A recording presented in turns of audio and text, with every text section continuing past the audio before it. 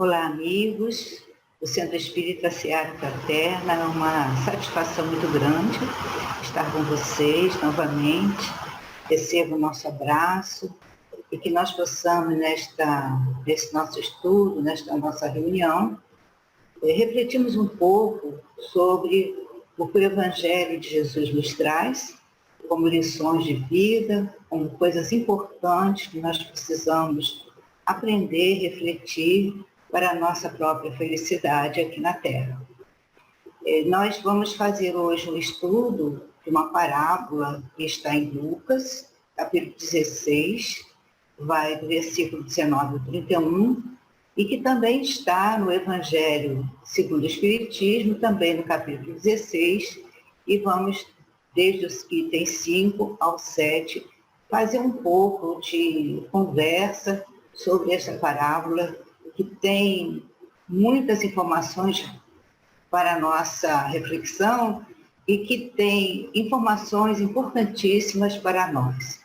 Nós, como espíritas, nós ainda não conseguimos aprender na sua totalidade, pelo menos ainda aqui na Terra, todo o conhecimento necessário para nós chegarmos a espíritos perfeitos. Mas precisamos caminhar, trabalhar nesse sentido, e as parábolas de Jesus, todos os ensinamentos que ele nos traz e que estão contidos nos evangelhos, traçam para nós rota segura para a nossa caminhada.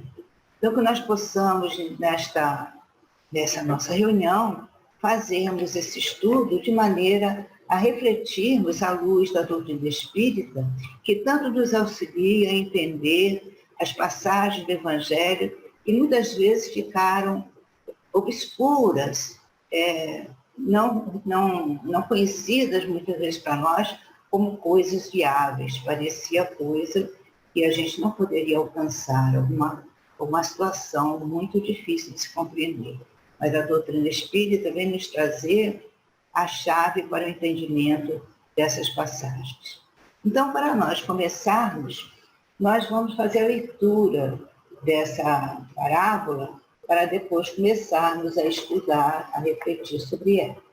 Então, vamos ler aqui do Evangelho segundo o Espiritismo, como Kardec colocou a parábola. Havia um homem rico que vestia púrpura e linho e se tratava magnificamente todos os dias. Havia também um pobre, chamado Lázaro, deitado à sua porta, todo coberto de úlceras, que muito estimaria poder mitigar a fome com as migalhas que caíam da mesa do rico.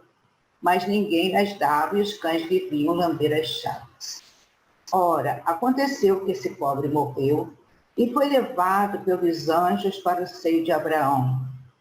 O rico também morreu e teve por sepulcro o inferno. Quando se achava nos tormentos, levantou os olhos e viu de longe Abraão e Lázaro em seu seio. E exclamando disse estas palavras: Pai Abraão, tem piedade de mim e manda-me Lázaro, a fim de que molhe a ponta do dedo na água para me refrescar a língua, pois sofro horrível tormento nestas chamas. Mas Abraão lhe respondeu: Meu filho, lembra-se de que recebeste em vida teus bens e de que Lázaro só teve males. Por isso, ele agora está na consolação e nos tormentos. Ao demais, existe para sempre um grande abismo entre nós e vós, de sorte que os que queiram passar daqui para aí não o podem, como também ninguém pode passar do lugar onde estás para aqui. Disse o rico: Eu então te suplico, pai Abraão, que o mandes à casa de meu pai, onde tenho 5 irmãos, a dar-lhes testemunho destas coisas, a fim de que não venham também eles para este lugar de tormento. Abraão lhe retrucou: Eles têm Moisés e os profetas que os escutem. Não, meu pai Abraão, disse o rico, se algum dos mortos for ter com eles, farão penitência. Respondeu-lhe Abraão: Se eles não ouvem a Moisés, nem aos profetas, também não acreditarão ainda mesmo que algum dos mortos ressuscite. Então, é uma parábola muito interessante que, às vezes, a gente fica refletindo como é que pode isso tudo acontecer. Isso é uma parábola, é uma história que tem o fim de nos ensinar, de nos educar, porque toda a doutrina espírita, ela é, por si só, educativa. E essa parábola também vem para trazer para nós ensinamentos importantes. Então, quando ele diz que havia um homem rico, que havia um homem pobre, o Lázaro, ele está dizendo que haviam dois personagens nessa história em situações diferentes. Um muito rico, que aquele que se vestia de púrpura era considerado quase que igual aos reis, porque eram raras as pessoas que podiam ter uma vestimenta de púrpura. Púrpura é uma cor que é obtida de uma determinada planta na época, que era muito cara, essa cor para ser conseguida. Então, somente os ricos poderiam comprar. E o Lázaro, ele estava coberto de chagas, e estava ali, deitado na porta do portão do rico. E acabava se saciando, na verdade, do que sobrava da mesa do rico. Então, ele estava ali deitado e, de certa forma, os criados do rico, segundo nós pesquisamos e vimos outras traduções, na verdade, ele estava ali e o rico permitia que ele ficasse ali. E os criados, de certa forma, traziam as migalhas, ou seja, as sobras. E ali estava aquele homem na porta do rico.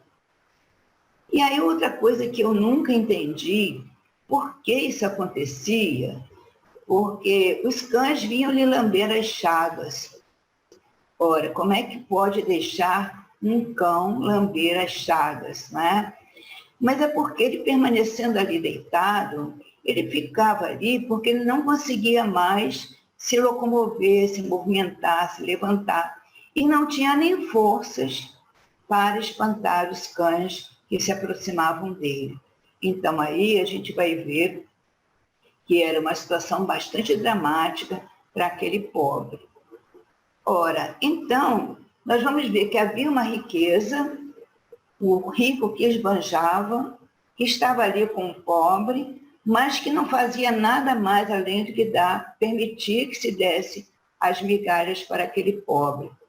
Então, é uma pergunta do Livro dos Espíritos que faz a gente pensar, né? Por que favorece Deus, com os dons da riqueza, a certos homens que não parecem tê-las merecido? Isso significa um favor aos olhos dos que apenas veem o presente, mas ficai sabendo, a riqueza é, de ordinário, a prova mais perigosa do que a miséria. Então, nós estamos aqui falando da riqueza material. E as outras riquezas que nós temos? Porque todos nós, de certa maneira, nós somos ricos também. Nós somos ricos de saúde. Se não somos ricos de bens materiais, mas nós temos alguma coisa a mais que podemos favorecer o outro. Nós somos ricos, às vezes, de conhecimento, de inteligência, de mobilidade, de tantas coisas. São os dons que Deus nos deu, são as nossas moedas, né, que nós recebemos, os nossos talentos, para que nós possamos aplicar bem aqui na nossa encarnação. Só que quando nós estamos numa situação de riqueza, nós acabamos esquecendo até aquela parte mais pobre da nossa própria vida, se nós já fomos pobres e hoje temos mais. Nós esquecemos que os outros têm necessidade. Então, isso é uma situação que nós vamos precisar aprender como lidar com isso. Esse desapego às coisas materiais. Lá no Evangelho segundo o Espiritismo, também nesse mesmo capítulo, vai dizer o seguinte: se a riqueza houvesse de constituir obstáculo absoluto à salvação dos que a possuem, Deus que a concede teria posto nas mãos de alguns um instrumento de perdição, sem apelação nenhuma. Então, não quer dizer que Deus faz uns mais ricos e outros pobres, porque privilegia um e dá dificuldade para o outro. Não, a riqueza, ela é um instrumento, ela é uma possibilidade de nós aprendermos a compartilhar, de nós desenvolvermos a solidariedade, de nós desenvolvermos a abnegação, acima de tudo, de nós desenvolvermos a humildade, porque nós vamos ver depois que sem humildade nós não conseguimos praticar nem a caridade. Então, falta na base de tudo a humildade. Então, aí mais adiante, nós vamos ver que se o rico estava naquela situação, ele depois que ele se vê desencarnado, porque todos nós vamos desencarnar um dia. E é uma lição muito importante essa, né? Dessas nossas atitudes diante da vida, diante das coisas que nós possuímos, diante do outro, do vizinho, do colega de trabalho, enfim, de todos, dos nossos parentes, que nós achamos que vamos viver para sempre. É impressionante como a gente ainda pensa dessa maneira, né? Embora a gente saiba, a gente tem compreensão, a gente tem esse conhecimento, mas nós não temos coerência na nossa forma de viver de acordo com o que a gente conhece. Tem uma frase de Jesus que eu gosto muito, de vez em quando, de lembrar, de repetir, que ele diz assim: se bem sabeis esta coisa, bem-aventurados sois, se as fizerdes. Então, nós buscamos a felicidade, a bem-aventurança em coisas materiais, sabendo que aquilo ali é ilusão. E aí nós gastamos toda a nossa energia para consumir, toda a energia para possuir, quando, na verdade, a nossa energia deveria estar mais focada onde? Nas nossas questões espirituais. Nós precisamos da matéria, nós vivemos num mundo de matéria, aqui é a Terra, mas nós não somos deste mundo. E isso nós ainda não conseguimos lembrar a todo momento. De vez em quando a gente lembra, para, reflete, mas nós precisamos aliar o nosso conhecimento às nossas atitudes. Mais adiante, então, a gente vai ver que essa questão é muito séria, né? Porque nós achamos muito interessantes as parábolas de Jesus, nós nos emocionamos com elas, nós até achamos que vamos poder praticar tudo aquilo, mas na hora mesmo nos falta o quê? Nos falta coragem de mergulhar nessa estrada. Porque mais cedo ou mais tarde, nós vamos nos ver com a realidade. Essa questão do Lázaro e do rico me vai lembrar muito uma outra passagem do Evangelho segundo o Espiritismo, que fala de uma rainha terrestre, né? Uma realeza terrestre. Lá no capítulo 2, no item 8, quando ela diz assim, que o mais importante quando se chega lá, e ela se depara também, ela sendo uma rainha, aqueles que estavam como servos dela, estavam numa situação superior à dela, então ela depois aprende, né? Que não é as coisas que você tem que vai levar, que vai te fazer mais importante diante da realidade da vida espiritual, mas sim vai te perguntar quantas lágrimas enxugaste, quantos você consolou. Então é nesse sentido da caridade em si é que nós precisamos trabalhar, e nós temos essa riqueza de modo a levar para o outro um consolo, um pouco de nós mesmos para o outro. Lá no Livro dos Espíritos, explica uma coisa muito interessante, porque aqui fala que Lázaro e o rico consegue ver Lázaro no seio de Abraão, ou seja, numa situação muito melhor, mais elevada, né? Existem planos na vida espiritual de acordo com a evolução do espírito, a evolução moral do espírito. No Livro dos Espíritos, então, na introdução no item 6, Kardec vai explicar: os não encarnados ou errantes não ocupam uma região determinada e circunscrita.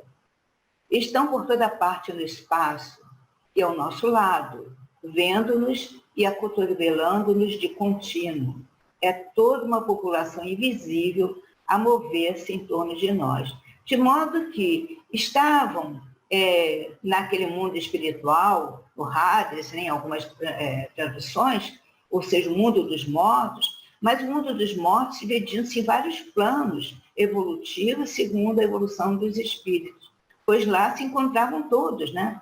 Tanto os bons como os maus, dependendo da evolução espiritual, da evolução moral, haveria um plano para cada um. Então, nesse plano mais elevado, chamado Seio de Abraão, então, o rico vê à vista Lázaro no seio de Abraão, ou seja, nesse plano mais elevado, assim como a rainha de França também vê os seus empregados, seus criados, seus escravos, lá numa situação bem melhor do que a dela. Então, o rico vai pedir, né, para que Lázaro mergulhe na água, a ponta do seu dedo refresca a língua, está na aflição do seu calor. Mas que aflição seria essa? Seria a mesma chama? Porque nós precisamos também entender que não há um juiz nos julgando, né? O nosso juiz está dentro de nós, que é a nossa consciência. Então, ao avistar Lázaro, certamente, numa situação como essa, o que a consciência diz? Você está numa situação difícil porque você deixou de fazer algumas coisas que você poderia ter feito e não fez. E aí cabe uma consciência de culpa. E a consciência de culpa é que faz abrasar o nosso coração e faz com que, como se nós estivéssemos em chamas. E aquela água que o rico estava pedindo para que Lázaro levasse a ponta do seu dedo, e que Abraão diz assim, lembra-te das boas coisas durante a tua vida, ou seja, você levou uma vida boa, leve, desfrutou de tudo de bom, e Lázaro não.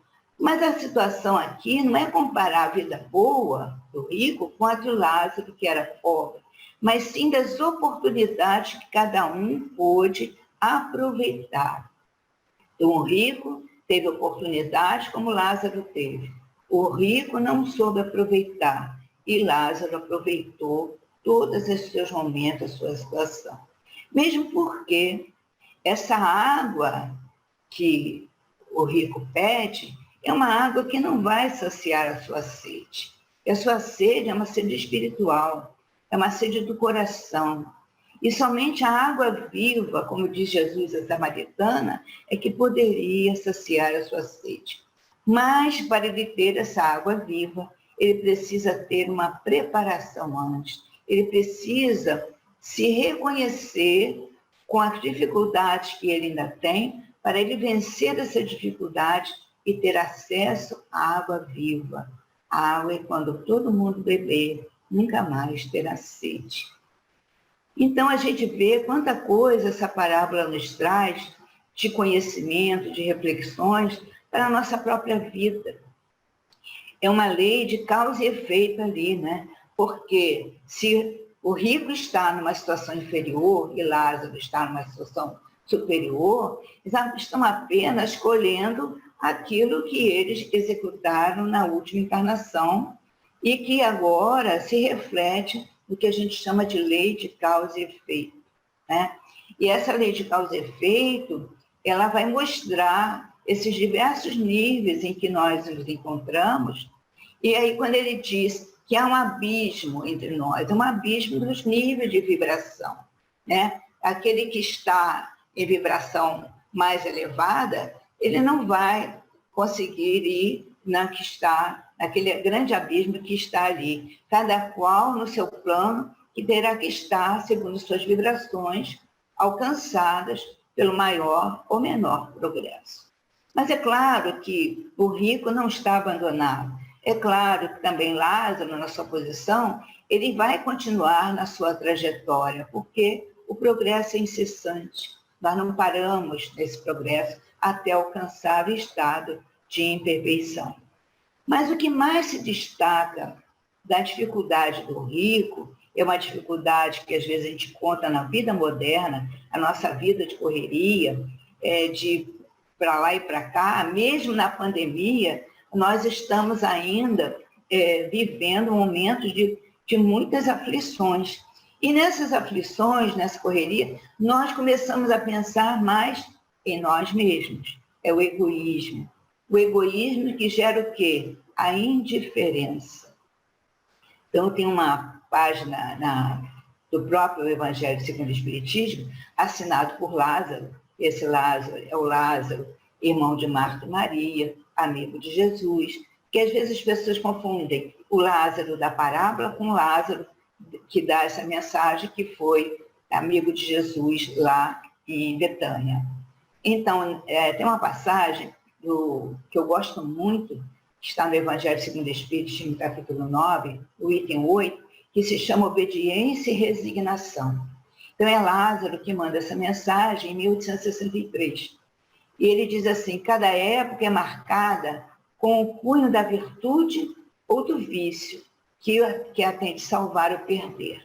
A virtude da vossa geração é a atividade intelectual. E é verdade, né? Nós evoluímos muito intelectualmente, tecnicamente, todas as técnicas de cirurgia, de medicina, da química, da física, as tecnologias de comunicação, enfim, um avanço enorme, né? Mas ele diz assim: seu vício é indiferença moral. Então, nosso vício da nossa época, segundo Lázaro, ainda é, desde 1863 ele fala isso, ainda é a indiferença. Porque a gente passa, isso não é comigo, está lá do outro lado do mundo. O meu vizinho, não me interessa. O meu amigo, deixa ele lá com a vida dele. E a gente vai cultivando essa indiferença. Uma fase de Martin Luther King que é muito forte para nós, mas que é importante a gente refletir sobre isso.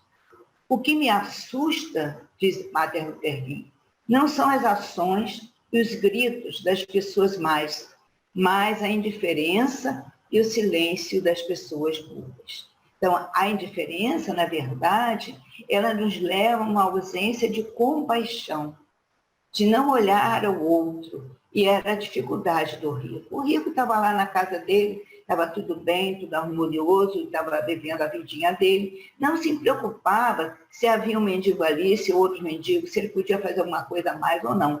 E assim nós, às vezes, passamos por essa situação. Precisamos estar atentos se nós estamos vivendo a indiferença, que é uma doença muito grave essa.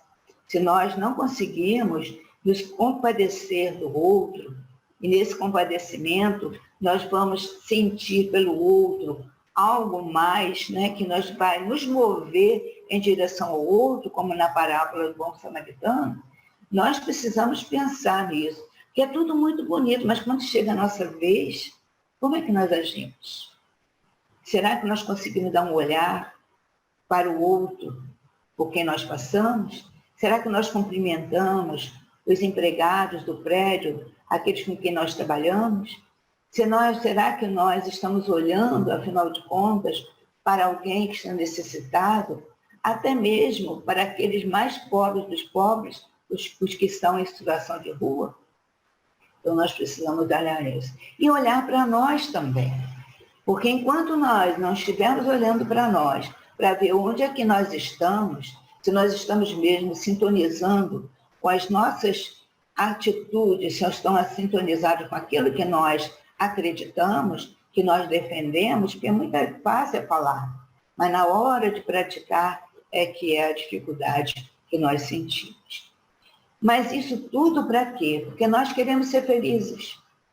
E nós podemos ser felizes aqui na Terra, com todas as dificuldades, com todas as pandemias, nós podemos ser felizes. Aliás, a pandemia veio num momento muito apropriado, precisamos ter consciência disso e aproveitar essa oportunidade que Deus nos dá para nós pararmos e meditarmos e pensarmos um pouquinho em tudo isso que o Evangelho traz, como é que nós estamos vivendo isso.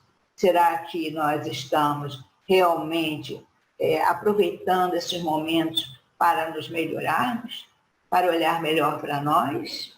Então, tudo isso são experiências importantes que não podemos desperdiçar. E lá no Livro dos Espíritos, falando de felicidade, tem uma pergunta muito interessante, 922, que Kardec pergunta aos espíritos o seguinte: a felicidade terrestre é relativa à posição de cada um.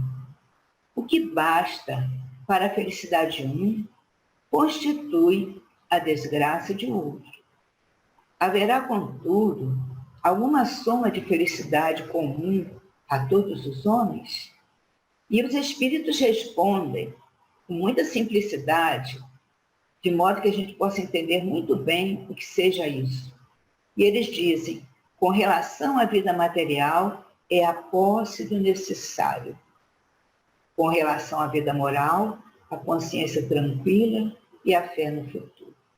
Então, só isso bastava para nós pararmos tudo e verificar como é que nós estamos em relação à posse do necessário. Há pessoas que vivem achando que vão viver aqui eternamente. Fazem coleção de tudo, né? Tem até coleção de carro, coleção de sapato, coleção de bolsa, coleções de tudo quanto é material, mas cadê a coleção das virtudes que essas sim nós vamos levar conosco? Então é preciso saber o que é necessário, é a posse necessária.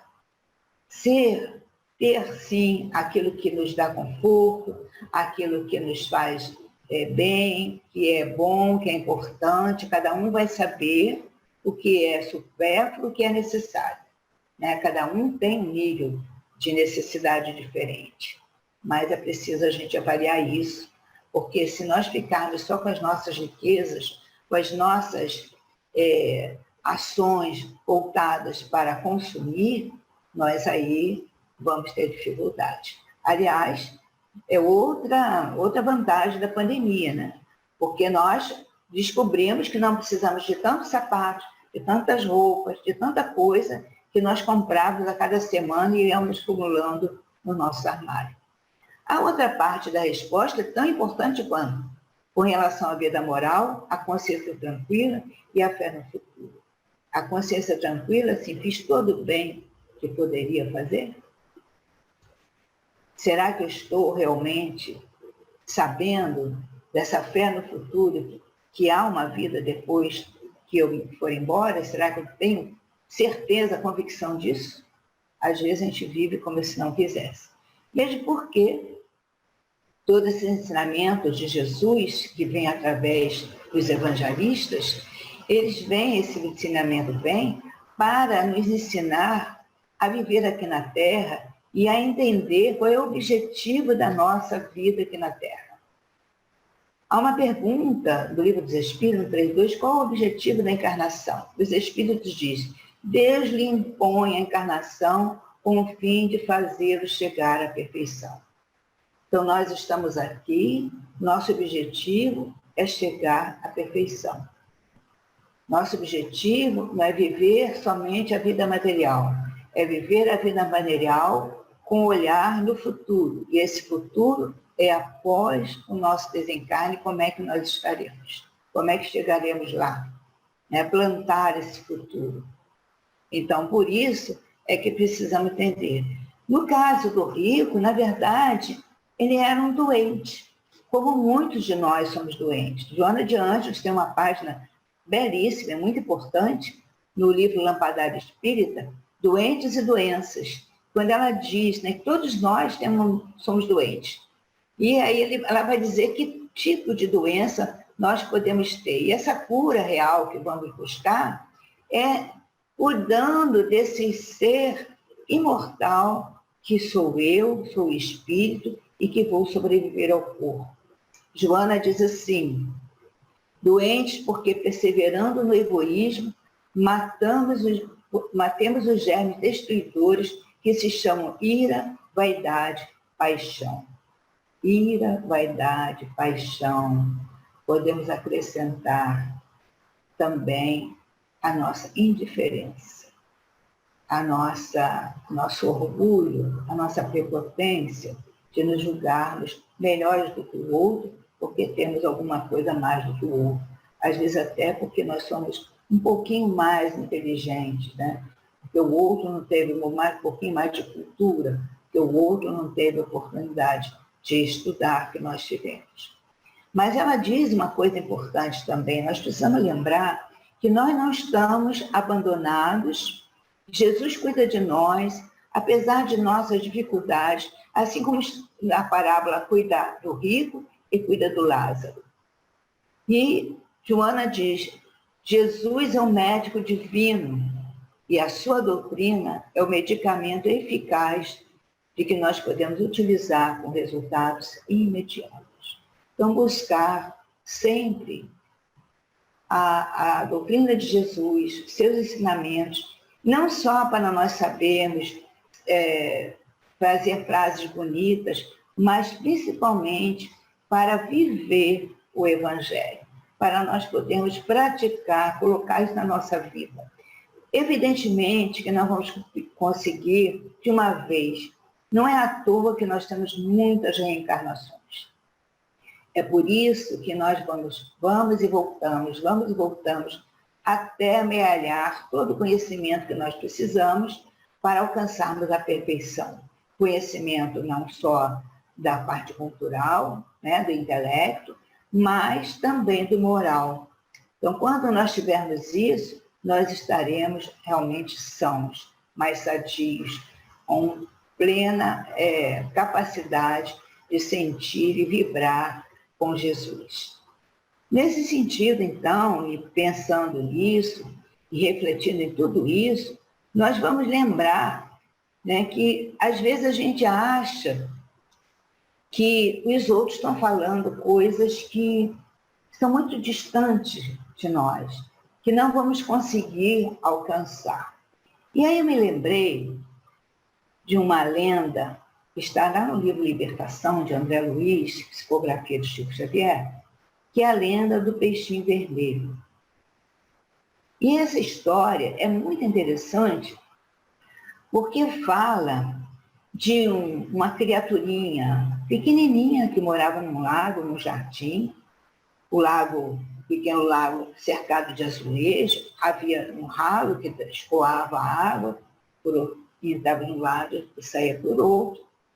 E os peixes ali se alimentavam daquele lodo que se acumulava no fundo do lago.